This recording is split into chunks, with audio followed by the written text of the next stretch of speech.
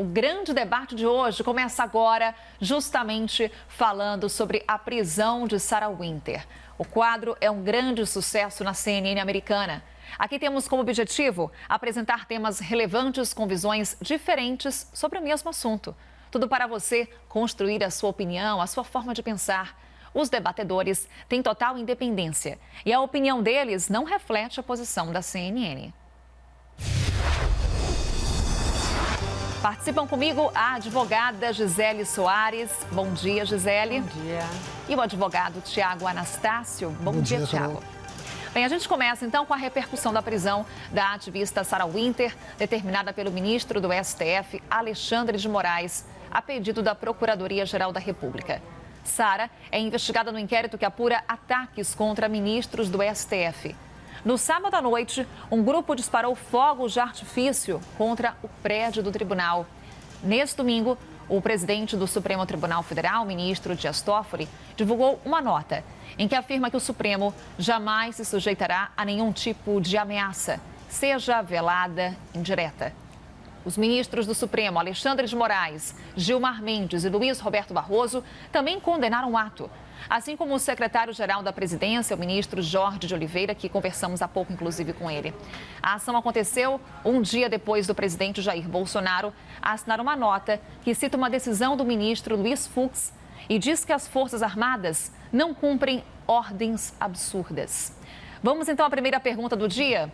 As declarações do presidente Jair Bolsonaro estimulam ataque de seus apoiadores ao Supremo Tribunal Federal? Começamos com você, Tiago. Bom dia, Carol. Bom dia, Gisele. Bom dia. A questão, as pessoas precisam entender de uma vez por todas que quando você se torna um mandatário em um país como o nosso, com um índice educacional tão baixo, com tão baixos investimentos nas áreas da razão, nas áreas da ciência, toda palavra deve ser medida por aqueles que são capazes de medi-las, porque as palavras não pertencem mais a nós quando saem da nossa boca. E nós sabemos hoje, pela nossa vivência no dia a dia familiar, no dia a dia social, no dia a dia das redes sociais, que as pessoas têm uma grande dificuldade de compreender, para além do texto escrito, aquilo que é falado. Então é claro que quando um presidente da República, por gestos, não só por palavras, por gestos, estimula que se feche o Congresso Nacional, que se feche o Supremo Tribunal Federal, que se pressione o Supremo Tribunal Federal. Pessoas reconhecerão essas palavras como as críticas. Sim, as críticas razoáveis, possíveis, a discordância. Mas boa parte de pessoas também receberão isso da forma como elas conseguem se manifestar, com violência, com ameaças físicas. Então, esse é o motivo pelo qual já me manifestei tantas vezes aqui, do porquê de termos muito cuidado, todos os mandatários do Brasil, com as informações que passam, com seus arroubos, com as suas bravezas, porque as pessoas recebem a mesma frase de modos diferentes. Então, sim, existe uma irresponsabilidade quando se aplaude, quando se está presente, quando se silencia sobre algo. E aí não apenas o presidente da República, todos os mandatários brasileiros, todos aqueles que receberam a outorga do povo brasileiro para representá-lo. Exemplo simples, quem do governo federal veio a público e repudiou, chamando de terroristas, as pessoas que atacaram com fogos de artifício o prédio do Supremo. Vamos inverter?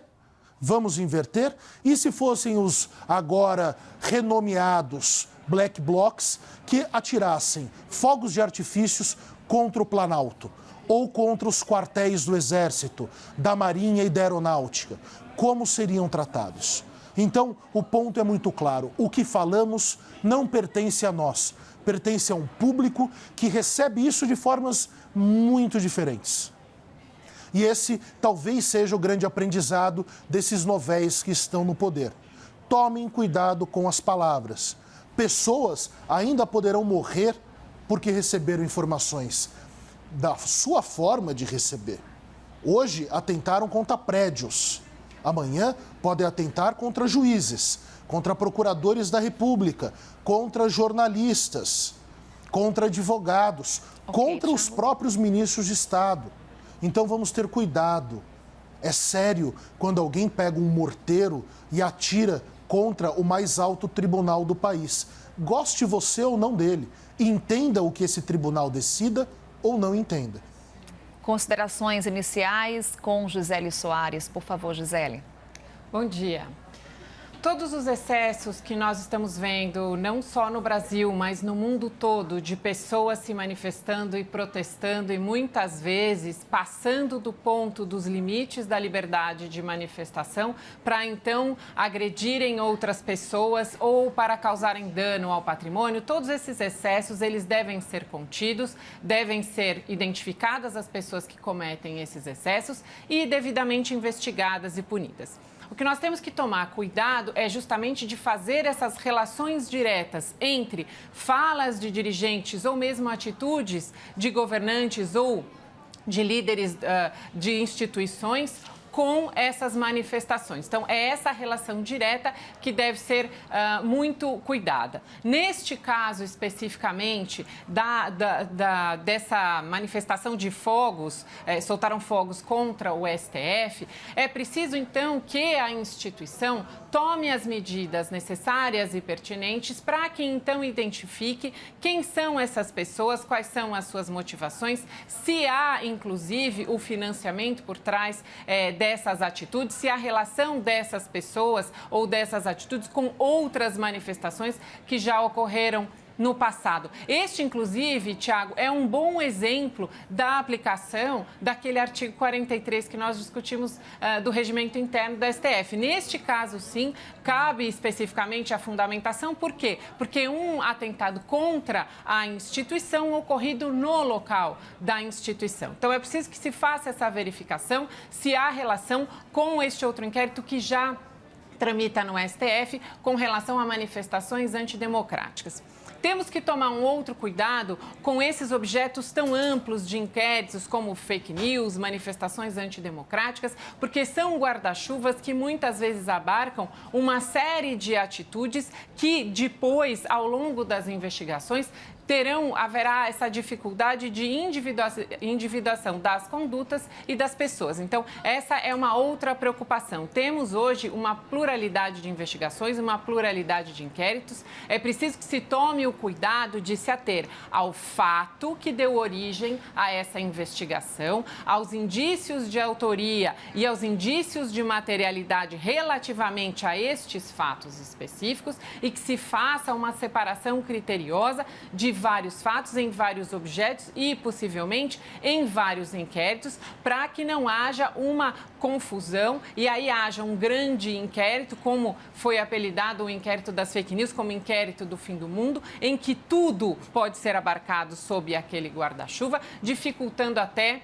a defesa das pessoas que são investigadas nesses inquéritos. Então, neste caso específico, toda pessoa que comete excessos deve ser investigada. Mas eu tenho muita dificuldade de fazer essa relação direta com as palavras do presidente. A decisão do ministro Fux relativamente a essas questões foi justamente uma manifestação citada há pouco pelo ministro Jorge Oliveira, uma manifestação precisa. Nós precisamos nos ater à lei, nós precisamos nos ater à Constituição, à legalidade dos atos, porque não podemos, nessa sanha de investigações e de punições, nos distanciarmos da legalidade e da individuação de cada fato, de cada pessoa, de cada indício, de cada prova. Prisão de Sarah Winter hoje eleva a atenção institucional. Vamos para considerações iniciais. Começamos com você então, Tiago.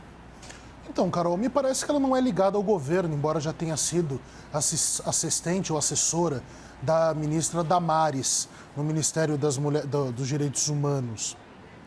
Vamos vendo. Mas, como ela não está ligada ao governo diretamente, é uma simpatizante, alguém que, de fato, estabelece fileiras a favor do governo, não me parece que ela possa criar essa tensão. Vamos nos lembrar, para não dividirmos as coisas quando nos interessa dividir e juntar tudo dentro do mesmo balaio, quando nos interessa o mesmo balaio, uma coisa só. Ela ameaçou o juiz que preside o inquérito policial contra ela, o ameaçou outrora e foi a responsável por fogos serem dirigidos contra o tribunal deste juiz. Então é uma questão processual. Eu fico imaginando aqui dentro do meu estado, o estado de São Paulo, o estado da Gisele também, se um familiar de uma pessoa acusada ou presa atirasse fogos de artifício contra o Tribunal de Justiça porque discorda de uma posição jurídica do tribunal.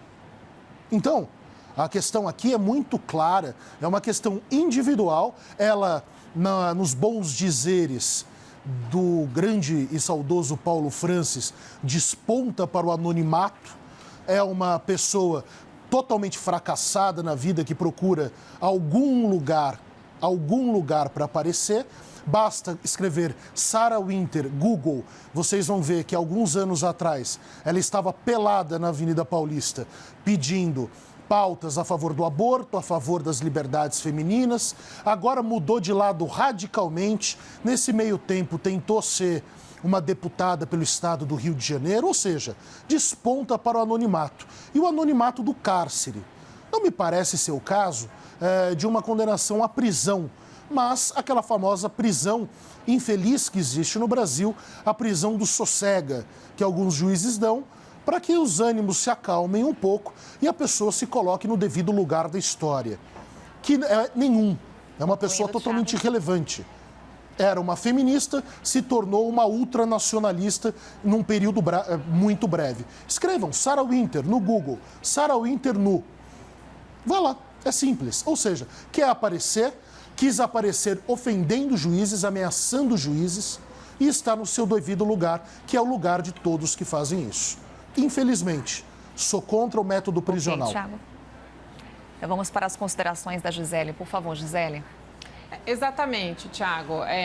Todas essas condutas de todas essas pessoas, não só dessa ativista, devem ser identificadas, devem ser devidamente investigadas e devem ser punidas com as medidas previstas em lei, garantindo-se a todas essas pessoas que apresentem a sua defesa, que tragam os seus argumentos. Então, é uma prisão que decorre de uma série de atos que nós precisamos identificar. Se atos que configuram crimes ou se ilícitos de contravenção ou mesmo ilícitos que seriam comportados dentro da esfera civil, portanto, ilícitos aí indenizáveis com medidas financeiras somente e não com a criminalização e com possíveis condenações à prisão, a medidas restritivas de liberdade ou privativas de direito, enfim. Então, é neste contexto que devemos analisar e, de novo, a crítica que fiz anteriormente, é preciso que tomemos cuidado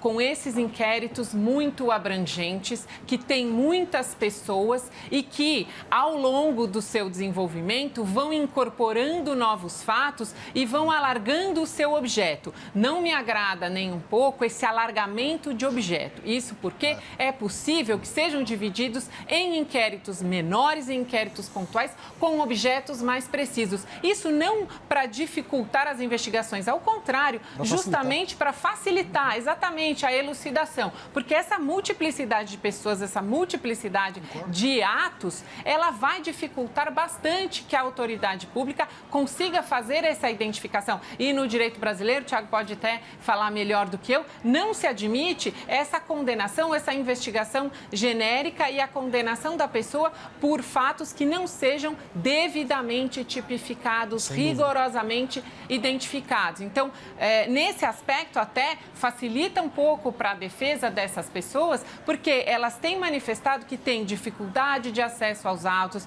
que têm dificuldade de saber exatamente sobre o que estão sendo sendo investigadas, do que estão sendo acusadas, e isso é muito ruim, porque a nossa Constituição garante a ampla defesa e a nossa Constituição criou uma série de mecanismos para que as investigações sejam mais precisas. Então, é só nesse ponto a minha crítica. Acho que o STF tem que tomar esse cuidado, porque está alargando demais o objeto dessas investigações e corre aí o risco de se perder com tanta gente, com tantos fatos, com esse objeto tão alargado. Você não acha, Tiago? Eu acho, Gisele, tanto que eu assistindo às sustentações orais desse caso, me pegou muito.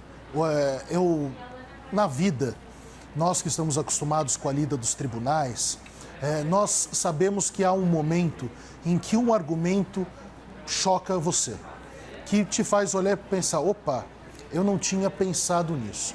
O argumento do ex-procurador-geral da República, o doutor Aristides Junqueira, me convenceu, ou pelo menos me deixou bem abalado em minha posição.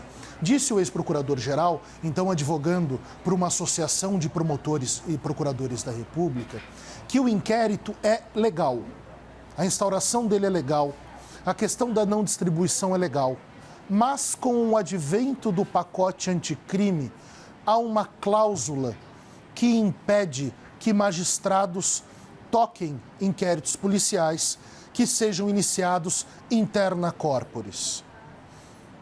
De fato, houve uma nova legislação sobre o tema.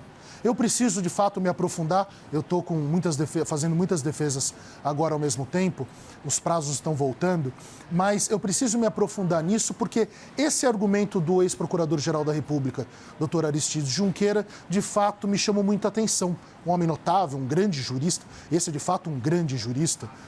Então, eu vejo, Gisele, um momento muito interessante de país. É óbvio que nós estamos vendo excessos, é óbvio que, no meu ponto de vista, é um governo de estagiários, eles estão entendendo o que é o mandato agora, mas nós estamos vendo uma cavalgada a favor de direitos e garantias individuais. Nós estamos falando de liberdade de expressão, entendermos qual o limite dela. Estamos discutindo algo que é o grande legado nefasto do ministro Sérgio Moro para o país. Não a investigação da Lava Jato, mas como se conduzia colocando uma série de fatos dentro de um mesmo processo para dificultar a defesa das pessoas. Por quê? Quando você coloca uma série de fatos numa simples acusação ou num simples processo, você começa a dificultar, porque você não tem a necessidade de delinear. O que é delinear? É mais ou menos o seguinte: a Gisele é acusada de tal, porque existe a prova tal contra ela, que foi angariada da forma legal e legítima pelas pessoas certas, a polícia ou o Ministério Público. O Tiago fez A, B ou C, ele deve ser absolvido porque deixou de fazer alguma coisa, ou condenado. Então, de fato, nós estamos voltando às pautas de outrora, às preocupações antes dos julgamentos politizados. Não vou usar nem a expressão políticos. Politizados desde o mensalão, que uma pessoa tem que ser acusada por uma forma determinada, dizendo o que, quando, aonde, por que fez alguma coisa. Provas devem ser apresentadas claramente. Um juiz imparcial deve julgá-las. Então, nesse aspecto, eu vejo como um positivo esse grande incêndio político que vivemos nesse momento. Gisele, gostaria de ressaltar mais algum ponto? Podemos passar para a próxima pergunta? É exatamente essa a minha preocupação e a minha crítica, Tiago, com relação a essa cronologia. Eu tive que buscar e tive até dificuldade de identificar qual teria sido, em qual inquérito teria ocorrido, no bojo de qual deles, essa prisão da Sarah Winter. Isso porque nós temos esse inquérito das fake news e que é um inquérito que, para mim, é muito desafiador, porque fake news pode ser muita coisa a depender da interpretação de cada um. E há justamente um questionamento meu, hoje, inclusive, suportado por um artigo publicado no Conjur pelo jurista Dalmo Dallari, em que ele faz uma explanação, ele, um jurista administrativista, então ele faz justamente uma retomada e apontamentos das ilegalidades possíveis desse inquérito. Então, me incomoda que seja o STF a conduzir esse inquérito, mais ainda ao saber que é o ministro Alexandre de Moraes, então, que conduz esse inquérito, que toma as iniciativas, que tem peritos à sua disposição diferentes e não pertencentes, inclusive, à Polícia Federal, que ele expede as ordens para que sejam meramente cumpridas pela Polícia Federal, sem a participação da Polícia Federal nesse inquérito. Não há também a participação do Ministério Público, que é o titular da ação penal. Então, este inquérito das fake news é alvo de constantes críticas minhas, porque tenho muita dificuldade de identificar essa legalidade e, nessa medida, ele parece inverter essa cronologia que você bem descreveu. Então, primeiro vem o fato, vem as suspeitas, os indícios de possíveis autores e os indícios de possíveis provas. E aí, reunidas essas condições, é que se instaura uma investigação e ela, então, vai se desenvolvendo, vai descendo a detalhes e vai tendo lá as ações, possivelmente, de busca e apreensão, os indiciamentos, as oitivas de testemunhas, a vinda e análise de documentos, as perícias. O que me incomoda é que haja essa inversão. Então, eu tenho essa dificuldade. Instaurou-se um inquérito com base em fake news por conta de uma divulgação de uma reportagem do possível amigo do meu parceiro, o ministro Dias Toffoli, e, desde então, este objeto deste inquérito, ele vem abrangendo cada vez mais pessoas, cada vez mais condutas. Já tivemos aí 74 atos ordinatórios expedidos pelo ministro Alexandre de Moraes, busca e apreensão, intimações, oitiva de pessoas. Então, ele vem se alargando em demasiado e justamente há essa dificuldade de acesso ao inquérito das fake news. Mas nem foi no bojo desse inquérito que ela foi presa, foi num outro que também tende a ter esse objeto alargado, que é justamente esse inquérito que apura manifestações antidemocráticas e, de novo, uma expressão muito aberta, um objeto que poderia abarcar qualquer tipo de atitude e todas as pessoas, o que vai, de novo, contrariamente a essa especificidade que exige a Constituição, que exige a lei para acusar e punir pessoas por atos específicos. Bem, o Thiago ali está com um pouco de dúvida, um pouco questionando, mas eu trago mais um elemento, Thiago, então, para você já trazer aí o seu ponto de vista com relação às publicações de Sarah Winter. Ela trouxe aqui algumas, eu vou falar aqui as mais recentes, criticando, por exemplo, o governador do Distrito Federal, chamando Ibanez Rocha de bandido, STF de ditadura comunista e, agora há pouco, chamou a Polícia Federal de nazista. A pergunta é, a prisão de Sarah, ela inibe esse tipo de manifestação ou ela fortalece grupos que propagam esse tipo de mensagem? Com você, Thiago. Então, Carol, é muito difícil entrar na cabeça de uma pessoa como essa cidadã. Primeiro, eu já não confio em quem muda nome. Tá? Não sei porque Sarah Winter. Isso é ridículo. É ridículo. Não sei por que alguém tem vergonha do próprio nome ou dos seus antepassados. É ridículo. É uma tentativa de internacionalização da pessoa que mostra só a sua miséria intelectual, existencial e até mesmo psicológica. Agora, o grande problema talvez seja o paradoxo criado. É que ela, como é presa por um ministro, por ordem de um ministro do Supremo Tribunal, a pedido da PGR, parece que ela é importante. Então tem que se dar luz a essa figura. E nós entramos no paradoxo da informação. É péssimo dar essa informação, mas ela é fundamental. Então, o que acontece, Carol, é exatamente a minha fala inicial aqui. É muito difícil entendermos o que pode gerar o que nós falamos. Todas as nossas ações, o que elas irão gerar quando são ações relacionadas às palavras, que são relacionadas às ideias que são lançadas ao público. Então, como que pode essa situação dessa Sarah não sei o quê? Pode gerar o quê para pessoas que pensam como ela? Essas pessoas irão à rua? Essas pessoas irão atacar prédios públicos? Irão ameaçar juízes, promotores, policiais, Eu realmente não sei, espero que não. Espero que a prisão tenha e exerça um dos seus significados mais importantes, que é o da prevenção para que atos análogos não ocorram. Mas nós precisamos também deixar de lado, como eu coloquei antes citando Paulo Francis, deixar que essas pessoas despontem para o anonimato, porque elas são as grandes piadistas brasileiras. Não só ela. Coloquem também Carla Zambelli no Google. Estará lá ela, quase nua, também feminista. Engraçado como as pessoas mudam de lado, o que é bom, viu? Mas mudam rápido no Brasil. Nós estamos vivendo um excesso de afrouxamento crítico no Brasil. Esse é o grande ponto. Você sai da extrema esquerda, vai para a extrema direita num piscar de olhos. E, de repente, você começa com discursos, com atitudes que são absolutamente falsários. Eu, por exemplo, se fosse o ministro Alexandre de Moraes, não tinha aprendido. Exatamente para nós não estarmos discutindo aqui sobre ela. Não dar pauta para maluco, tocar pandeiro para maluco, que é o que essas pessoas estão querendo. Esse é um dos grandes problemas. Nós não podemos dar voz, óbvio, a um fato político, nós temos que criticar, exercer a crítica. Temos que discutir no grande debate. Mas há esse paradoxo. Aproveitando a sua crítica, Tiago, justamente e voltando a essas minhas críticas ao STF. Veja, o Supremo Tribunal Federal é o guardião da Constituição, é a nossa Corte Suprema. É ali que devem ocorrer os grandes debates, os debates sobre antinomias, os debates sobre discussão de quais são os limites dos direitos, enfim, questões de relevância e de importância para toda a população.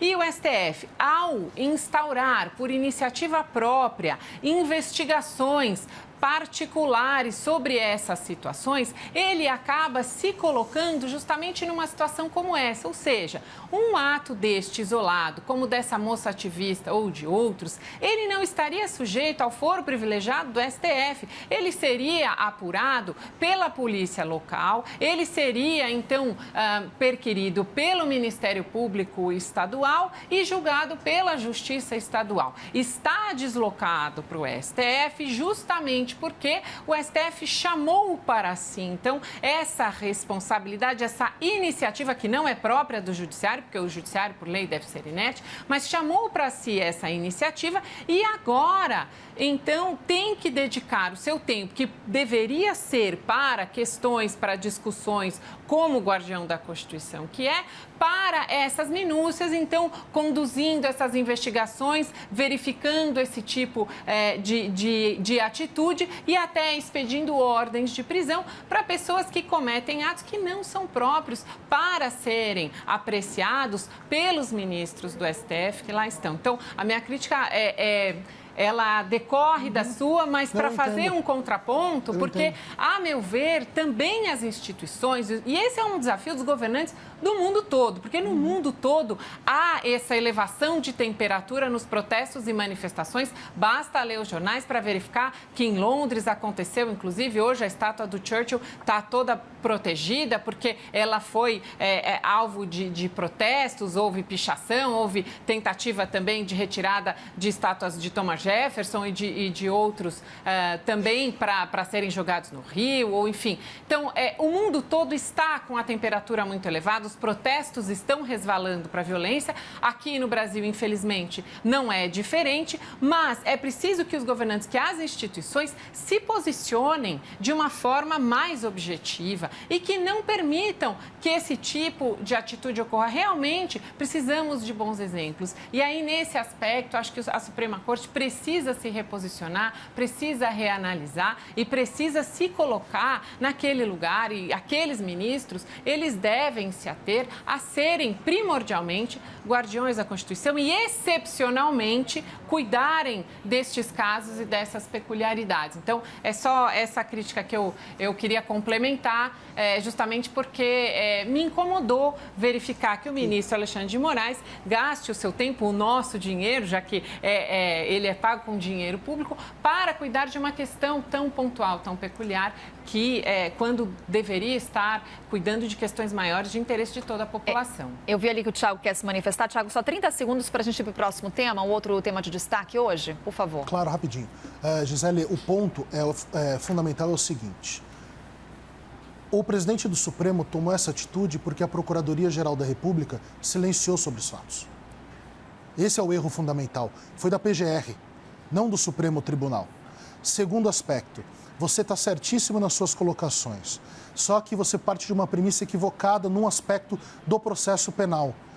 Eles estão investigando, acho que o processamento não será no Supremo. Para a investigação é bom que fique tudo junto. Depois, quando se iniciará o exercício de defesas com o processo criminal, já estará dividido. É comum que isso aconteça. Você investiga tudo junto, passa para a Procuradoria-Geral ou para o Ministério Público Estadual, e aí, dentro daquela investigação, você identifica e até pode agrupar, mas agrupar sobre fatos específicos, que é o que nós chamamos de conexão. Então, muito se tem dito sobre isso, mas é importante explicar isso. É bom que a investigação seja unificada e o processamento dividido. Ok, Thiago, Gisele, bem, falamos de Sarah Winter. Um outro nome que também está na berlinda hoje é de Abraham Weintraub. Investigado no inquérito das fake news pelo Supremo Tribunal Federal, o ministro da Educação participou das manifestações a favor do governo em Brasília. Um dos alvos das manifestações foi justamente o Supremo, criticado por apoiadores do presidente Jair Bolsonaro. Vamos ver. A gente não pode nem mais trabalhar. Tiraram todos os direitos do Brasil. E isso não foi de uma hora para outra, foi gradualmente acontecendo. O que aconteceu de diferente é que a gente acordou e hoje a gente pode se comunicar pelo celular, pela internet. Por isso que eles estão desesperados para calar a boca da gente. Por isso que eles estão querendo acabar com a liberdade da internet. Por isso que eles querem calar a nossa boca. Só que eles não vão conseguir enquanto a gente for livre. Por isso que a liberdade de expressão é a primeira coisa que a gente tem que defender. Então vamos lembrar, o próprio presidente havia pedido que seus apoiadores não saíssem às ruas neste final de semana.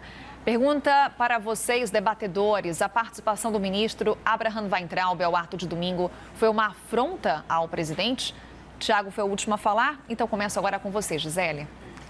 Não é uma afronta ao presidente, é uma característica do ministro Abraham Weintraub. Ele é uma pessoa bastante espontânea, de bastante atitude, e ele fez ali um discurso muito importante. Ele tem razão quando defende as liberdades e ele tem razão em dizer que realmente é um grande desafio dos novos tempos essa comunicação em tempo real de todas as pessoas com todas as pessoas. Esse, inclusive, é o objeto, e deveria ser o objeto primordial das fake news, que é justamente qual é o limite dessas manifestações e dessa propagação de notícias tão rápida que possibilita, inclusive, a organização muito célere de pessoas, até para fazerem manifestações neste momento de pandemia, para se aglomerarem indevidamente. Então, houve realmente a orientação do presidente, como já houve na semana passada, a mesma orientação do presidente, para que os seus apoiadores não se manifestassem.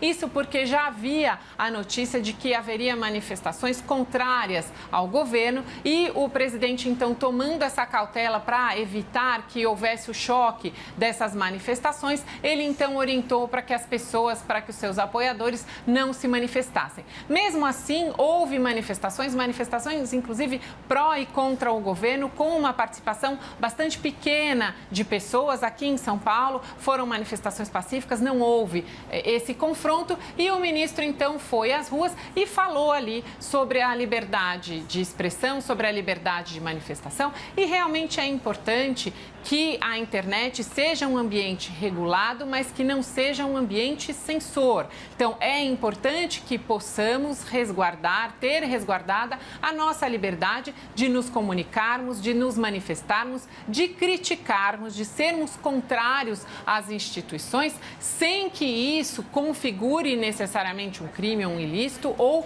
dê aso a uma punição. Nós precisamos garantir esse nosso direito, essa nossa liberdade de manifestação, e essas foram as falas que foram feitas ali pelo ministro, infelizmente sem máscara, não tomando as devidas cautelas nesse período de pandemia. Thiago, com você. Ai, ministro Weintraub. Vamos lá. O ministro Weintraub me lembra um pouco aquela famosa frase do nosso Romário, né? Calado é um poeta. Eu fico impressionado a capacidade desse homem de gerar problemas para o país e a sua incapacidade de gerar coisas boas. Vocês lembram qual é a grande atitude dele na educação? Então, vocês não lembram porque não teve nenhuma. A única coisa que ele fez foi desviar eu digo, relocar dinheiro de pesquisas, gerar grandes problemas às universidades federais, ir ao Twitter e escrever em péssimo português, tanto que já coloquei aqui, não passaria no Enem, o ministro da Educação não passaria no Enem e vai gerando cada vez mais problemas. O ministro Weintraub, ele está sendo defendido por uma grande falácia, por uma grande mentira do governo Bolsonaro, que precisa de uma vez por todas ser extirpada.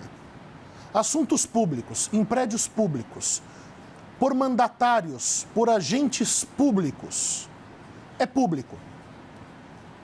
É público. Se existir a gravação. O princípio da publicidade está acima do resguardo do meu direito de dizer. Por quê? Porque eles não estão ali como indivíduos. Eles ali só estão porque são mandatários, porque eles são agentes públicos. Então vamos parar com essa mentira que tanto se coloca. Sabe quem se beneficiou muito dessa mentira? Sabe quem? O próprio presidente da República em sua eleição. Por que isso? Porque essa é a ideia de Sérgio Moro lá atrás. Não importa o que a lei diz, dizia Sérgio Moro, sobre interceptações telefônicas. O princípio do interesse público deve estar acima. Foi exatamente o que o ministro Celso de Mello fez. Por que agora criticam o ministro Celso de Mello? Hipócritas. Esse é o grande ponto. Essa é a grande verdade. Ok, Thiago. Na manifestação, o ministro, inclusive, ele... Vou lhe interromper? Desculpa. Só porque já entramos no momento de argumentos finais, então você pode, claro, fazer aí o seu balanço com relação à fala do Thiago, mas também a gente já vai começar com os argumentos finais, então, com você. Obrigada. Okay. Obrigada, Thiago. Obrigada, Carol. O ministro, ele tem essa característica, ele inclusive reiterou o que disse naquela reunião ministerial, ele voltou a fazer críticas ao Supremo Tribunal Federal e, mais uma vez, é preciso que tomemos esse cuidado, essa cautela de saber qual é o limite da liberdade de manifestação, da liberdade de crítica e quando essa crítica, então, é excessiva e passa a configurar um ilícito civil ou um ilícito penal. Mas nos meus argumentos finais, eu queria falar de um outro assunto. Ontem à noite eu recebi uma mensagem de WhatsApp de uma grande amiga que é muito reservada em mandar mensagens e por isso me despertou a curiosidade, a doutora Liliana Alfiero, engenheira líder aí do setor têxtil do Brasil. Ela me encaminhou um trecho de uma entrevista concedida pelo publicitário Nizam Guanais, aqui para a CNN, e nesse trecho de entrevista ele disse: neste momento somos todos estadistas, neste momento somos todos essenciais. Vamos nos unir para reconstruir o Brasil. Deixemos de lado essa disputa esquerda-direita para dezembro, para depois do Natal. E abaixo da mensagem enviada pela doutora Liliana, ela escreveu para mim: Gisele, vamos montar uma árvore de Natal. Este ano vai ter Natal. E eu fui muito tocada por essa mensagem, justamente porque essa é a fala do publicitário Nizam, então, em homenagem a ele, em homenagem à doutora Liliana, que colocou a sua empresa para produzir máscaras e fez doações à Santa Casa da cidade. Eu gostaria de fazer, nos meus argumentos finais, 2 apelos. Nessa semana em que abrem-se as atividades, em que voltamos a ocupar os espaços públicos, em que voltaremos a ter contatos sociais mais próximos, vamos retomando gradualmente as atividades, vamos usar o transporte público, vamos nos aglomerar inevitavelmente, tenhamos temperança e esperança.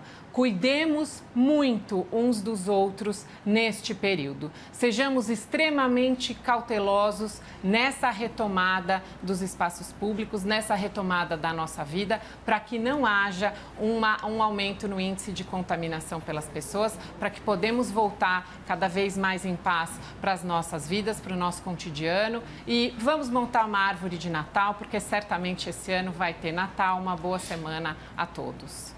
Tiago Anastácio, suas considerações finais. Obrigada. Obrigado, Carol. Obrigado, Gisele. Obrigada. As palavras tocantes da Gisele devem tocar a todos, porque fala de Natal, um momento de maior comunhão de todos os povos ocidentais, a grande data para todos os povos ocidentais e principalmente para povos essencialmente cristãos, como é o povo brasileiro.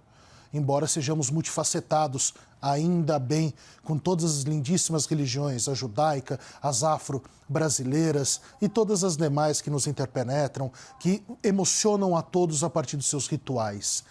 Eu gosto de fazer muitas análises e gosto muito de buscar as contradições das pessoas.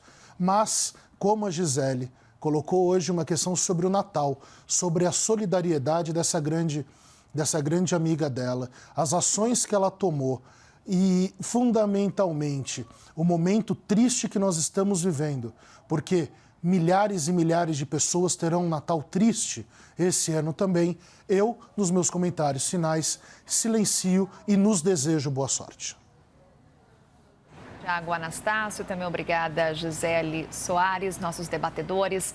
Muito obrigada, até amanhã. Obrigada. Amanhã. E a gente lembra que todas as edições do Grande Debate estão disponíveis na íntegra no nosso site cnnbrasil.com.br, no nosso canal oficial do YouTube e também em formato podcast em todas as plataformas de áudio.